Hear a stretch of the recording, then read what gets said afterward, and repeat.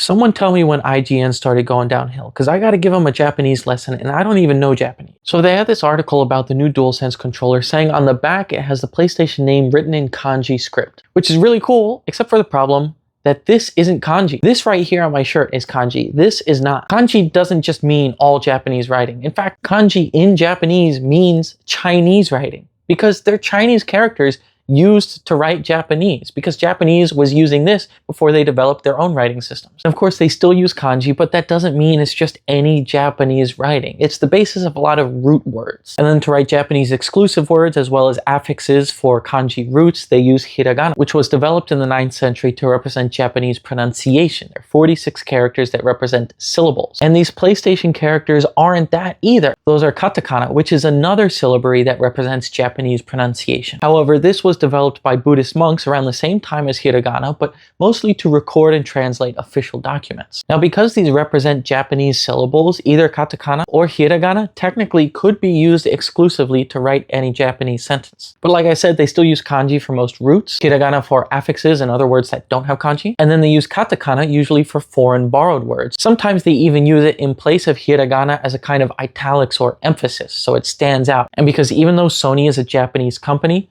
PlayStation is an English word, so they use katakana. If you read it out, you can find these symbols and see that it says PlayStation. Pronounce it a little faster, it would be PlayStation. PlayStation. So yeah, IGN, not everything that's Japanese is just kanji, especially when kanji literally means Chinese. Please get your shit together.